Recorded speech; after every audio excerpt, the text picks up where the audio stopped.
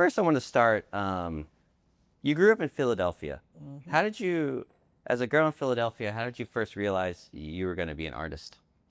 Well, I grew up in the Philadelphia that had a lot of arts activity. In the 1950s, we had a place that was called Fleischer Memorial Art Center.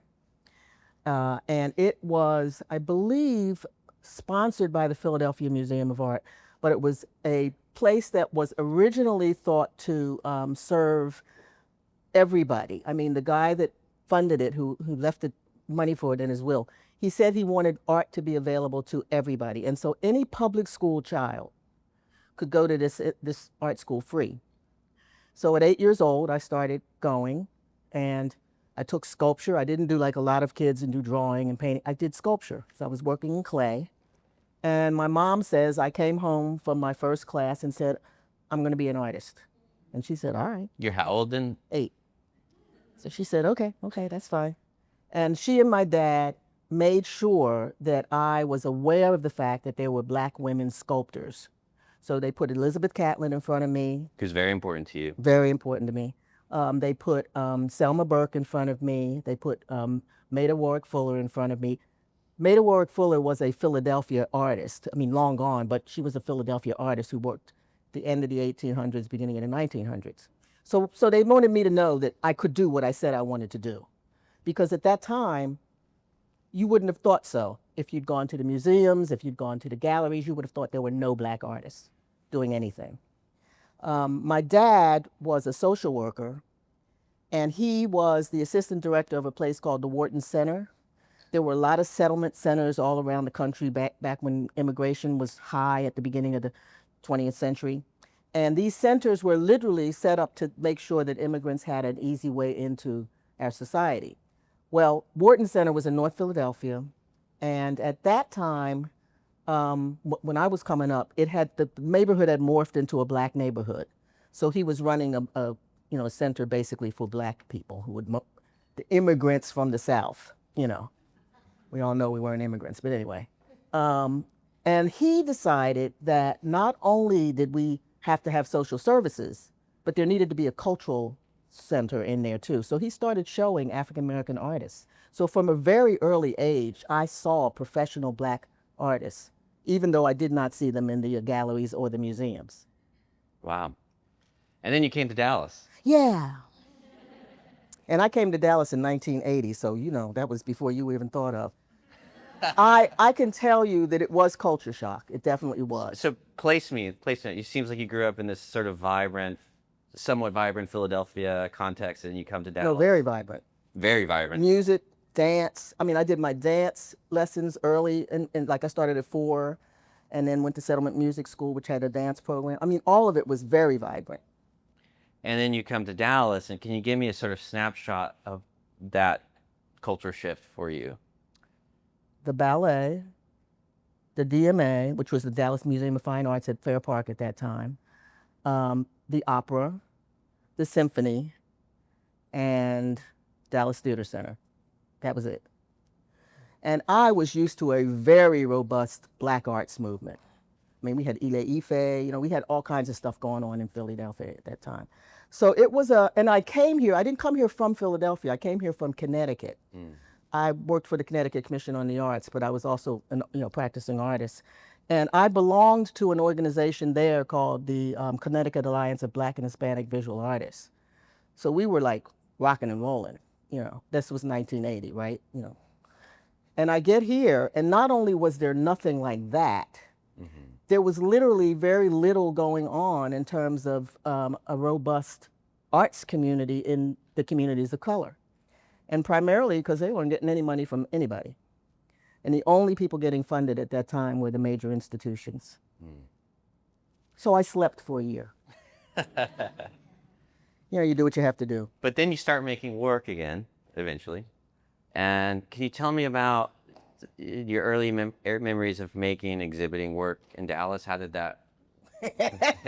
Okay, it's funny because everybody knows I have my art life in Houston. That's true. Can you explain but, that? But this KERA was very critical for me because when I came here, KERA, and Sylvia probably remembers this, they had a gallery. And I was one of the artists that got invited to show in this gallery. And then what they would do is if you showed in the gallery, they would use your artwork on television in between shows. So it was like a lot of free publicity, you know.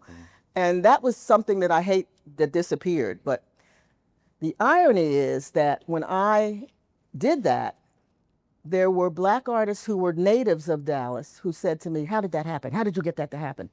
And I said, well, I just showed them my work. And I mean, it was such a segregated situation that they didn't even realize that this existed. And, you know, I was like, well, you know, if something's there, I'm going to ask to do it. And all I can say is no, right? So this was a very important place for me to have my first show. And, you know, but then I quickly figured out that the commercial galleries didn't have any Black artists showing at that time, and weren't interested, by the way. And of course, the Dallas Museum of Fine Arts didn't have anything either. But I got invited to show in 1983, 84. I got invited to show in Houston. And I didn't know why, because, you know, it's like, why would anybody want me to show there? They don't know me. And found out that Houston, it was not about who you knew. It was about the work. Because they had several, you know, institutions where people were coming out, Texas Southern University, Rice, University of Houston. All these places were producing a lot of arts people. And one of them, Michelle Barnes, heard about me, and she decided to look at my work. And she said, oh yeah, I'll show you work. And that was the beginning of my relationship with Houston. And I've been showing there ever since. That, you know, the Museum of Fine Arts Houston owns my work. And Dallas doesn't, but anyway, little plug. And to that point, can you help the audience understand your practice? What is your practice? In your own words, what is your practice, and what are some of the ideas you're engaging with? Well, that has morphed over the years, because when I first started here in Dallas making art, it was what would be considered pretty traditional in the sense, you know, it was collage, a lot of collage work. But then I'm trained as a sculptor. I mean, I got my MFA in sculpture, I got my BFA in sculpture, so it was always 3D. But I could never say everything I wanted to say in one medium. And that's when I started doing installation and making the entire experience be what you looked at. And, you know, it involved video sometimes, it involved sound often, it involved smell, because a lot of times I would, you know, have certain particular incenses going in the space. And then I really didn't get a social practice until I think Rick Lowe invited me to do row houses, you know, Project Row Houses in Houston, and I was one of the first cohort of artists. And that was the first time that I actually realized how critical it was to be engaged in community. Because what I did with my house was, some of the artists use it as the personal gallery, you know. But I saw it as an opportunity for me to get to know that neighborhood, the Third Ward neighborhood that this place was located in. And I spent about a month and a half just visiting people who were from that neighborhood, one of them being an elderly woman who had documented the Third Ward because her family had helped build that neighborhood. And Mrs. Bryant, showed me all kinds of stuff. And she gave me a bunch of little tchotchkes from her little collection and said, you can use these, baby, in your thing, you know? And I said, you know what? I'm going to make this house be a memorial to the neighborhood. And so that's what my house was. It had voices of the people that I interviewed. You could hear that as you went through the house. It had a room full of tchotchkes from all over that I gathered from the various elders that I was meeting with. And that was the beginning of my understanding of how powerful just being attached to a community and being able to be a voice for that community could be. And from then on, from like 1994, 95 was when that happened. From then on, the work always involved, when I did public work, it always involved the community. Which leads me to your tenure at the South Dallas Cultural Center. How did that come about, and how did that change you? So Vicki what was your title at the? I don't know. It kept changing. Vicki ran the South Dallas Cultural Center That I can say I ran for it. 20 years, which puts you in this interesting kind of civic position. You're sort of entering this like Well, no, I started in city. before In you 1980, my daughter was born in 85. So in 1983, Jerry Allen hired me to be the first community arts supervisor of community arts development. And that made me go back into arts administration. I wasn't going to do arts administration when I came here. I was just going to be an artist. Yeah, but you want to buy a house, you better get a job. You better get a job. So I had to get a job. But I did it because I knew of him as a really innovative, visionary leader. And I said, I could work for this guy, you know. So I took the job, and my job was to set up all the funding mechanisms for everybody that wasn't getting funding when I got here.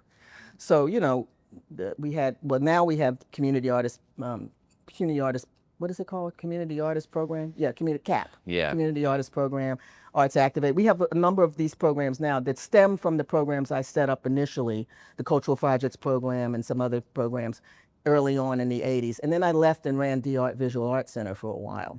And then I was an artistic director for Imagination Celebration. And then I went to East Dallas Community School when my children needed free tuition. You do what you have to do. And then I took over the South Dallas Cultural Center. And that was 1997. Can you talk a bit about the importance for artists to engage in that realm? Because I feel like I meet a lot of young folks, particularly who don't want anything to do with being engaged with this sort of civic dance that involves. But why is it important? Well, I would never say that. I would not. I think there are artists who are well suited for that, and there are artists who are not. And the ones who are not need to stay away from it. Because, you know, it's a work that really, you have to be committed to that as your practice. You cannot, you know, do it you can't do it halfway. And I happen to be a person who, everybody says I was left brain and right brain. I was both equally.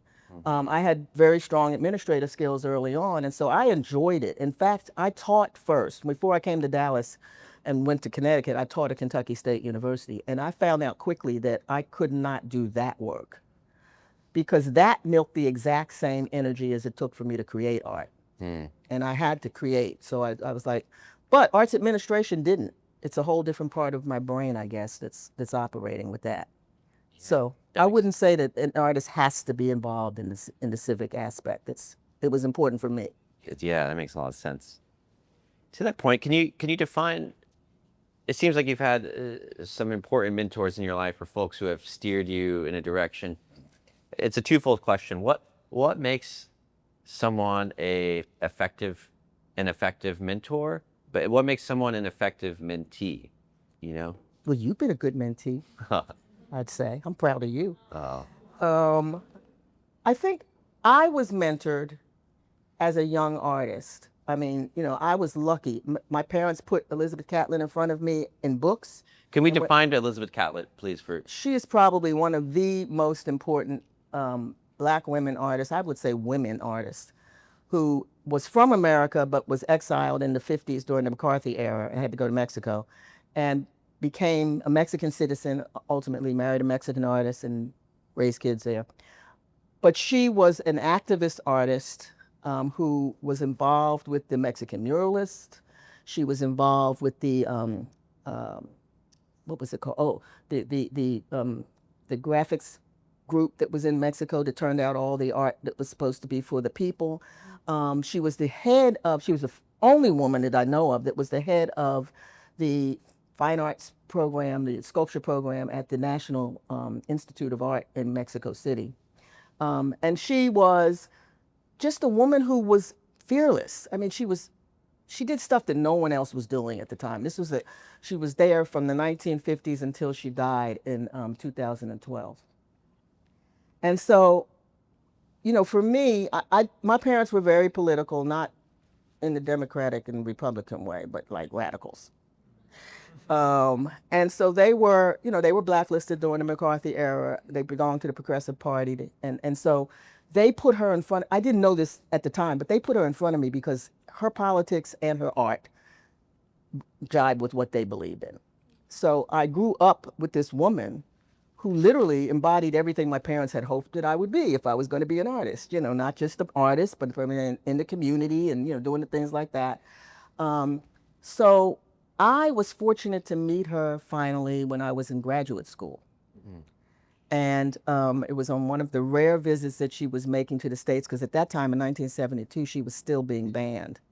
But they would allow her in for specific things. And she was coming in for a National Conference of Artists awards dinner that they were giving her an award along with a bunch of other elder artists. And rather than be with the snooties who were in there having their banquet that we younger people couldn't afford, she decided she wanted to sit out on the yard with us at Howard and talk to us. And so, you know, I was like starstruck. I was just like, oh my God, what do I ask her? So I said, could you tell us about your work? And she said, forget my work. Tell me about your work. And that's who she was. You know, she was really committed to making sure that the next generation had a way. And we bonded immediately. And then I curated a couple of shows of hers here when I got to Dallas. And we just stayed close the whole time until her death, you know. So Wow. now, good mentee Yes. is somebody who is open to learning something, but also not afraid to have something to offer to that relationship. Because I think when I mentor people, I like to mentor people who I think are going to inspire me too. Not me just inspire them, but them inspire me too. And so you'll notice the people I mentor are usually good people. Let's switch to today. You know, Dallas has changed enormously since 1980. All developmental sense, cultural sense, social sense. How do you feel about the artistic community in this moment in Dallas, in North Texas specifically? Not just Dallas, but Fort Worth and Well, it's definitely changed a lot, and there are a lot more artists that are in the universe now in terms of, you know, the artistic cultural community. I think there's still a lot of things that I'd love to see do better. You know, we just recently had our cultural plan kind of gutted because of the federal initiatives. And, you know, everybody's afraid to even mention the word equity. And I was chair, I'm on the Arts Commission, so I was chair of the Cultural Plan and Equity Committee. And they just X'd off the equity, and so we can't even use the word anymore. But, you know, it's kind of like our director of arts and culture says, you know, the E may be silent, but the work is loud. And that's what we're continuing to do. And I see a lot going on in that regard. You know, the whole Arts Activate program was a push to be able to find ways to get individual artists funding the way that we give arts cultural organizations funding. We have, I don't know how many artists now that are benefiting from that, but it's a lot. And we're spending, you know, thousands and thousands of dollars that goes into these artists' pockets. So that part is really, really good. As far as the access is concerned, we still have issues around access that we have to address, and we're addressing them as we can, you know. Great. And my last question before I open up for questions from the audience is, what advice have you to someone who wants to be an artist today? Why? Okay, no, I'm not. I'm just joking. I'm just joking. You know, people always ask that question of artists. What advice would you give an artist? I guess the biggest advice that I would give them is something that my friend who's recently deceased, Napoleon Jones Henderson, who was one of the founders of AfriCobra, said always. He said, just do the work. Just do the work. Because if you're in it to be art star, you know, you're in for heartbreak. But if the work is in you and you have to get it out, just do the work. Do it at the very highest level that you can possibly do it. And don't let anyone deter you from that. You know, it's like we have so much out there that's trying to make artists think that they need to be out in the open, you know, they need to be the biggest, this, that, and the other. And it's called, nah, if you're serious about having something to say creatively, you know, and that's whether you're a dancer or a visual artist or, you know, a musician or whatever it is, then you need to be true to that. because the market's going to change daily practically. And if that's the only reason you're doing it, it won't last. You know, because the market is so fluid. Right.